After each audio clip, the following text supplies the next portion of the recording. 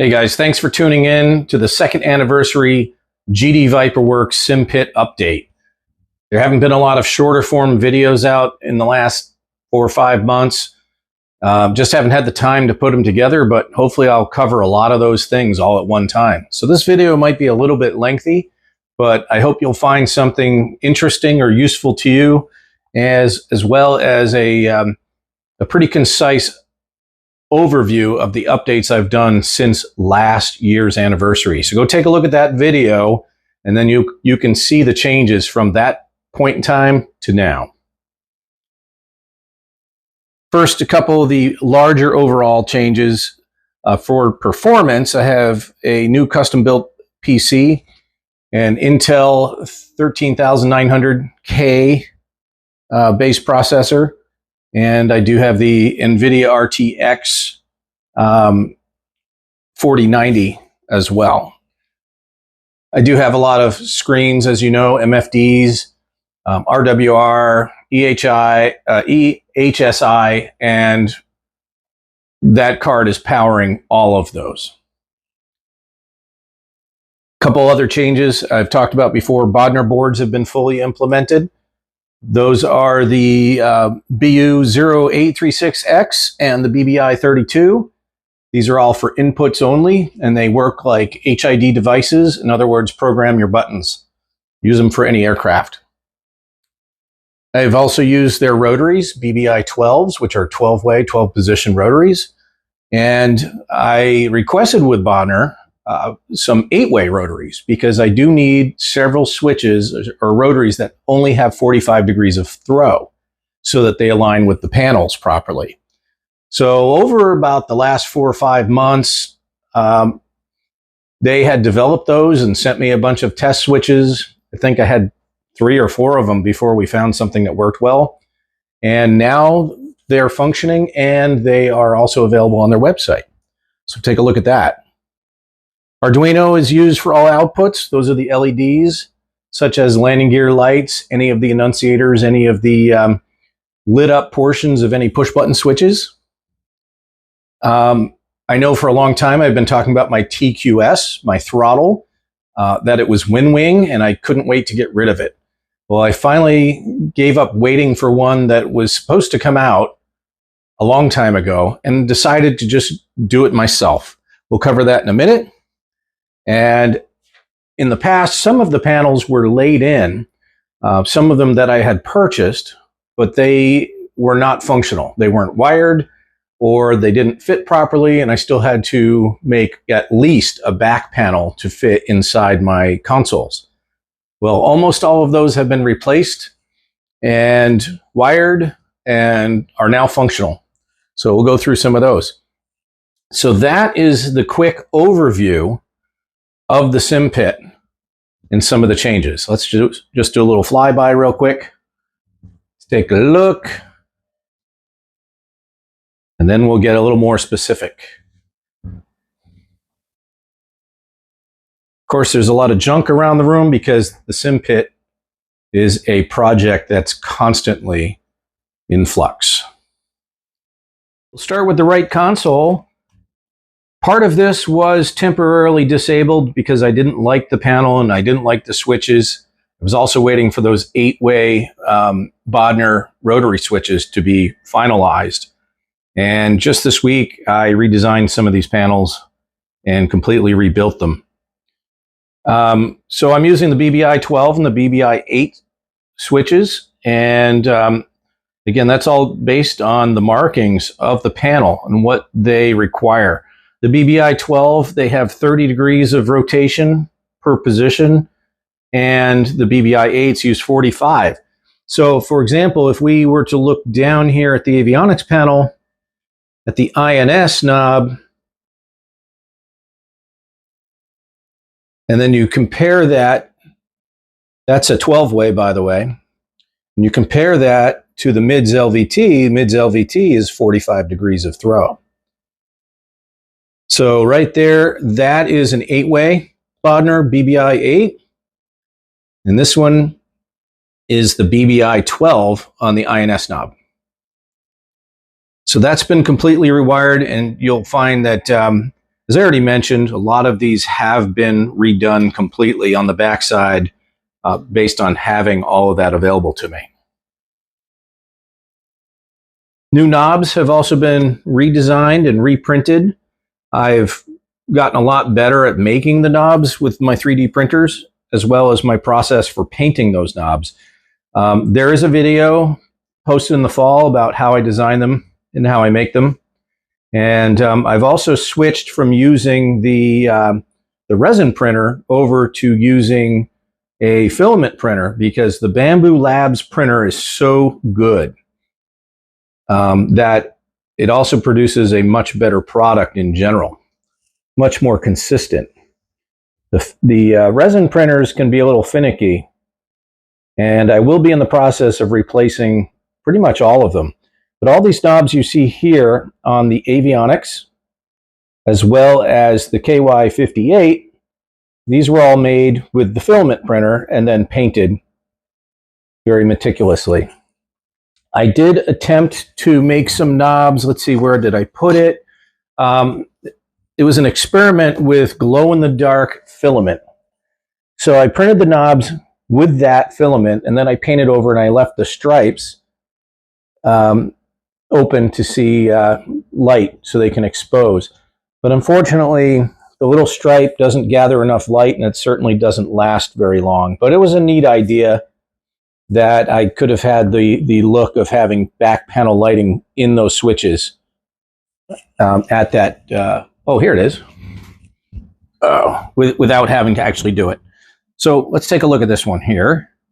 This was one of my tests. So you can see it shows up green. They had a white filament that was glow in the dark that glowed green, but they didn't have it in stock. So I just went with the green, and you could see that it is a glow in the dark material. You can also see these little bushings I bought off Amazon. Basically, you buy them with the knobs because you can't seem to find them anywhere on their own. Buy them with the knobs, crack open the knobs, pull them out, and then repurpose them in these knobs. And this is a filament printed knob as compared with the ones over here, which are older. Those are resin. The bottoms are uneven, and not particularly pleased with them. I mean, they're good for now, but those are also not designed to have the bushing inside.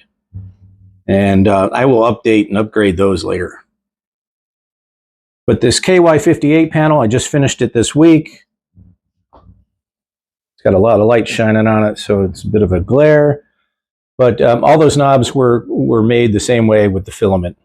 So again, those panels are made with clear and translucent white acrylic panels cut on the CNC, painted, and then laser engraved for the markings.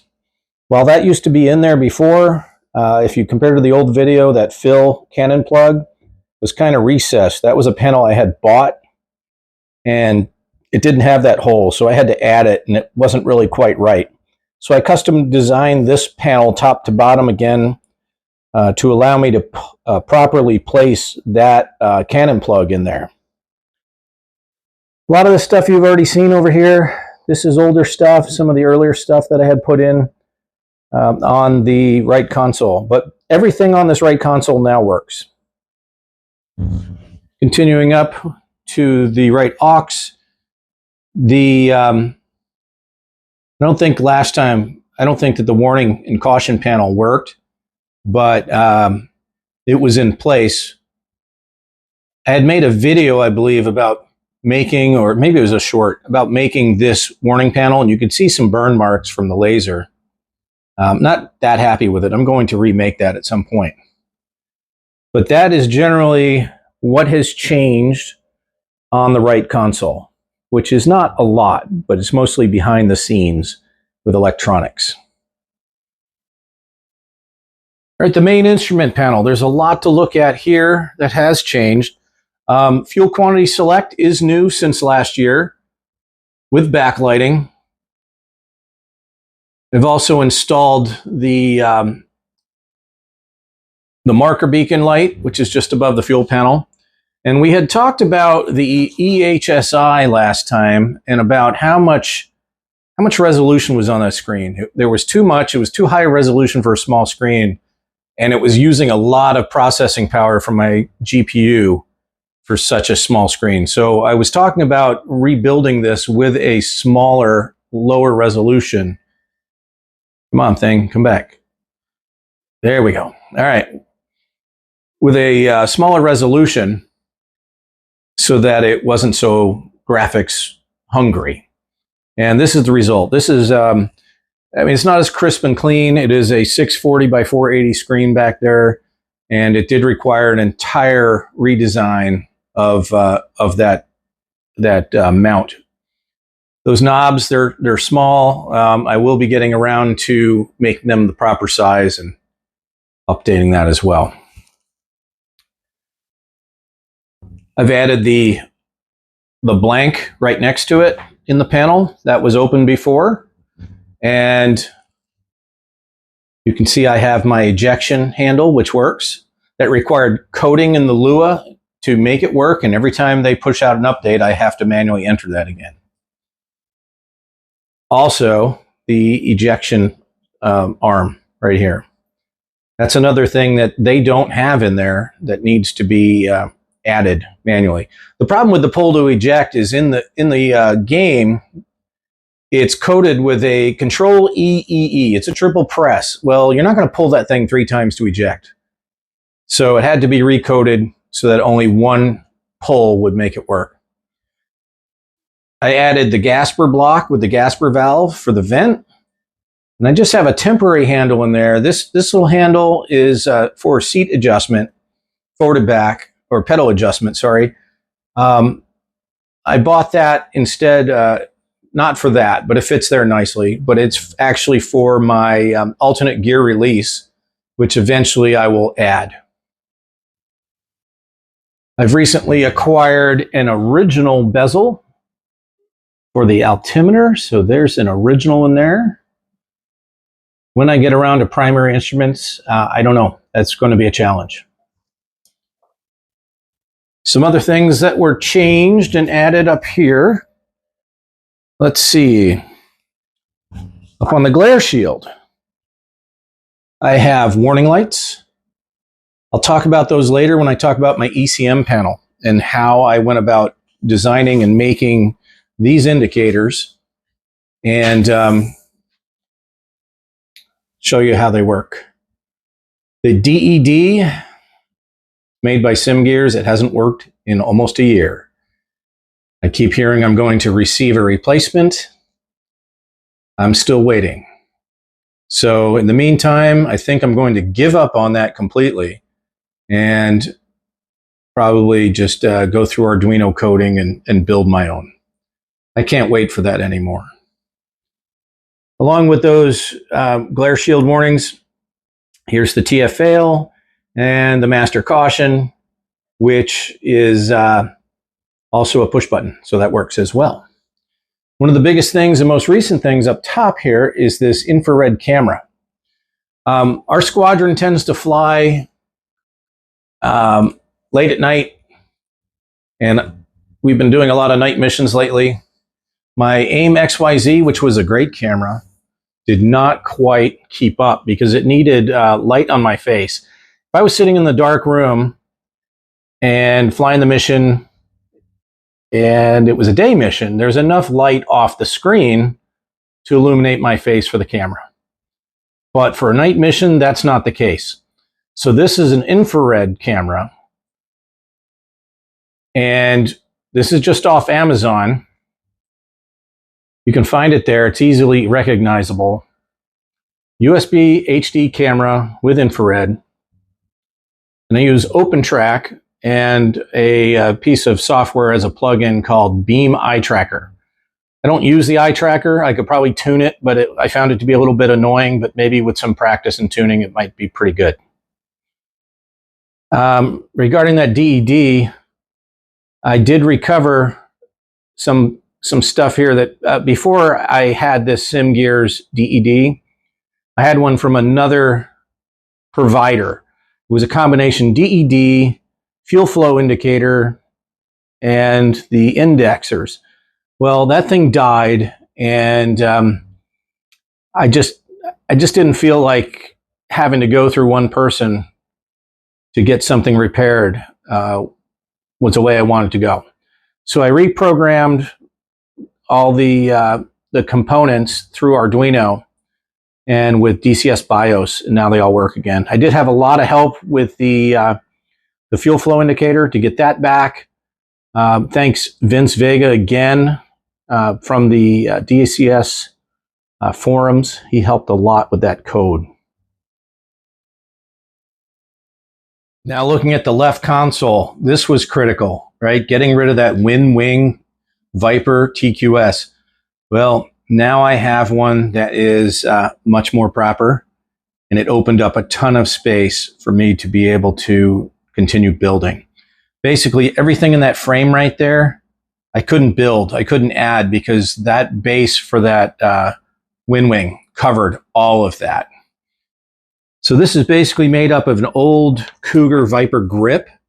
I've updated and changed some of the switches inside of it, including the TQS slew.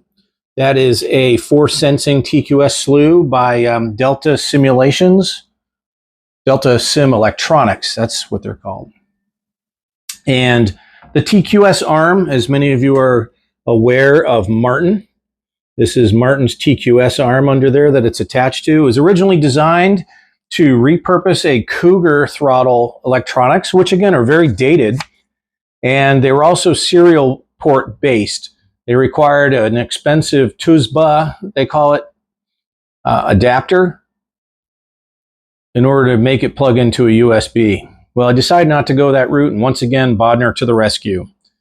All those wires were spliced and sent down to a Bodner board, which sits under the console, and it works fantastic, 100%. I forgot to mention the TQS guide rail. This comes from Invictus Cockpit Systems.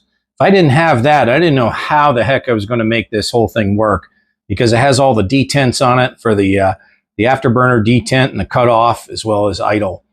So without that, I'd be kind of dead in the water. But moving along over here, some other things that were added.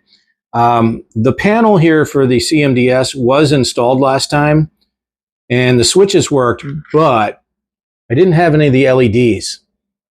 So now I have the LED indication in the panel, both for the go, no-go lights and the counters. They all work. Beside that, my threat warning aux. This guy uses aerospace optics surplus push button switches, which again I modified by making new lenses for them with CNC, and also replacing the 12 volt incandescent bulbs with 3 volt LEDs. I need to change the inside. As you can see, like where it says low and activity, they shouldn't be showing up right now. There's a little bit of light bleed, and I do need to modify them. And while I'm at it, I might even just modify them with my personally designed push buttons, but we'll see. That's also built using an actual proper fuse holder that goes in there. You got to do everything to keep the realism.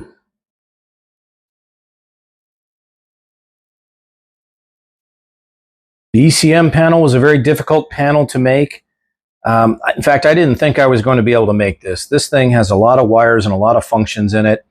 I figured as long as I had the toggle switches in there, which were the easy part, that maybe I could just do without.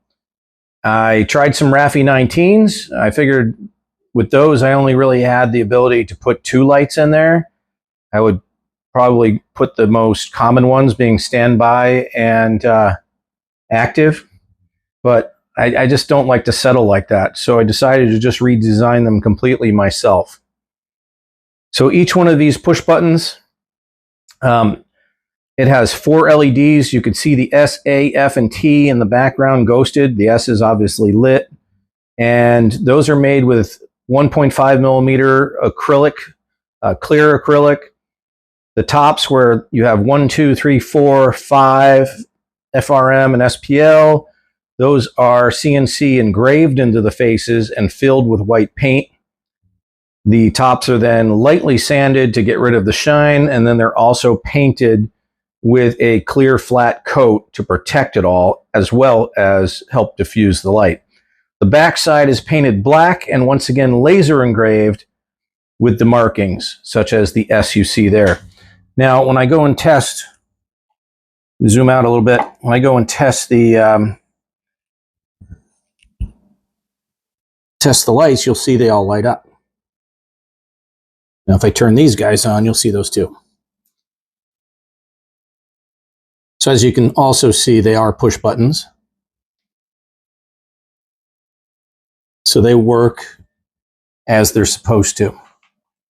Now, the challenge with this is that panel is about the size of a typical smartphone.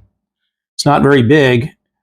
And each one of those button faces has 10 wires coming out of it. Each LED has a wire for a positive and a ground, and the push button inside also has a wire for a push button, or for the positive and the ground. Then you add that with these 3-way toggles. Those are three apiece. The potentiometer for the dim knob, that's 3, and then 2 each for the reset and bit. That's a lot of wires coming out of a very small panel, and it was very difficult to deal with. But I designed those from top to bottom and custom made those switches, and they work great. Work fantastic. They went through a lot of iterations of construction until I finally had something that worked to my liking. Those are made with carbon fiber filled PLA filament on my Bamboo Labs printer. Now, I had already showed you the parts up here on the glare shield. These indicators, as well as those indicators.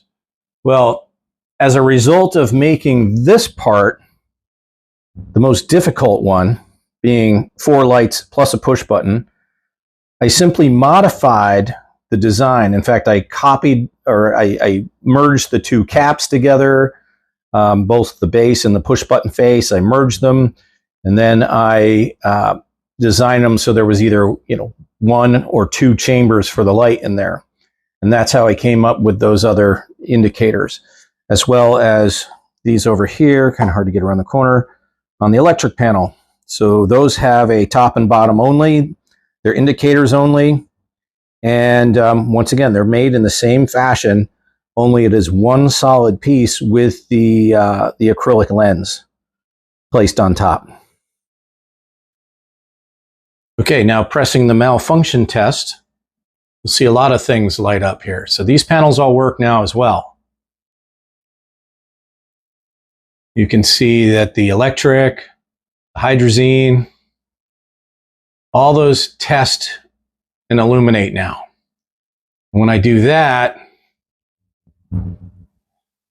I also get my gear handle, my gear lights, and everything up there on the glare shield. I might redesign or remake the glare shield lights because they hotspot a bit.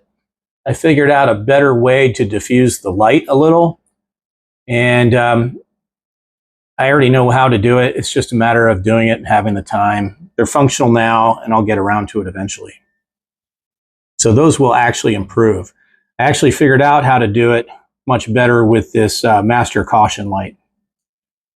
That used to have 2 hotspots on it, and now it doesn't.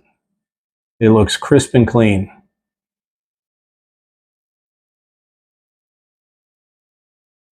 So, quick overview looking past or over the console here. So many things have changed since you last saw it. The only things left on this console to be built or to be wired, trim panel, needs servos, arrows, and the knobs. So that needs to be done. And you can see I've already designed a proper sized place or base for the UHF radio. That's pretty complicated. That's going to take some time. But other than those two panels and the primary instruments in the center of the main console, pretty much most of the important stuff is actually already done. Another place I still need servos, need to figure all that out, is with the engine instruments, and also on the right aux. And I need a PFLD go in there.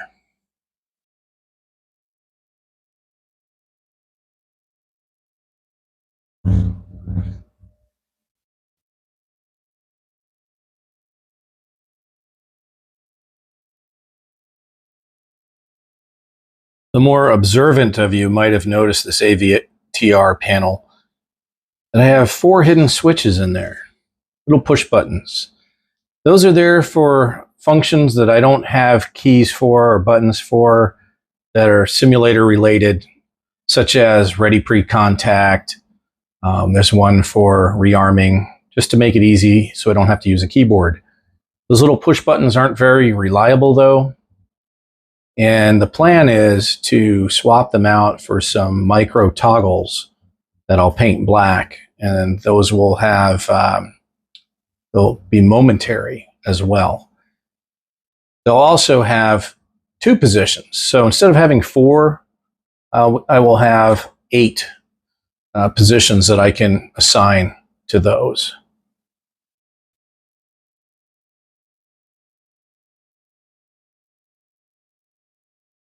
Another little flyover of the panels. A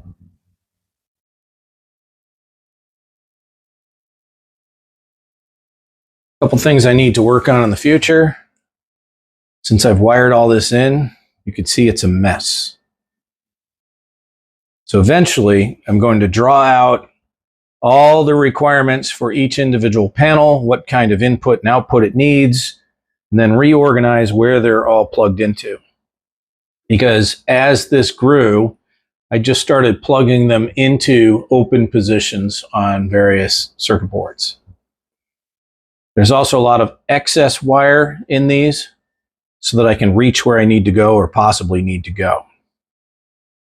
And to close out the video, tell you what I'm going to be working on in the near term. I already showed you that UHF panel. That's going to be complicated, but that is going to be in the works. The trim panel, you already saw that. Trim panel with servos. I still need a speed brake indicator and also the alt gear handle, alt gear release handle. So we need that. Need my new DED. Again, at some point, update the light diffusion in the glare shield. I need to add the IFF and FAC buttons right in that corner. Seat furnishings and components. If you go back into my posts, I showed that I designed a mount for my oxygen bottle, for example. I haven't installed it yet. So I need to do the details on the seat. That also includes designing the rollers that go inside for the inertia reel, as well as the extra straps that go through these pulleys. Other details on the seat being the seat pan belt and the seat belt. What else do we have here? Some other parts that I already have. I just haven't installed this yet, but it's the slap switch for the countermeasures, the canopy open and close toggle, and then in here will also be the spider latch. So when I have time, I'm going to have to align all of that with some other parts that I have, and those are the interior sidewalls that all fit inside here. So that will be enclosed. Eventually, down the line, one of the last things will be to skin the outside, paint it, and stencil it. On the right console, some more parts that I already have would be the wrist and the armrests. Then to design some LED lights that go into the side panels that are dimmable. So I have flood lighting instead of using these little book lights. They've worked great though for a cheap alternative for now. Backlighting, of course, is down the line. I have some ideas for that. I need to design things like the defog lever, any of these other accoutrements. And of course, this is important to get the primary instruments squared away. So if you have any ideas for that, let me know. Seat height toggle, which would go over there on that rib. That's another thing. That's easy. I just need to put that in there. But backlighting, skinning, painting, and wire management. Those are some of the largest things that I have in store for the future. And if it's any indication how far I've come in the last year over a year ago, then I would imagine by the 3rd anniversary, this thing should be pretty much done and ready to go.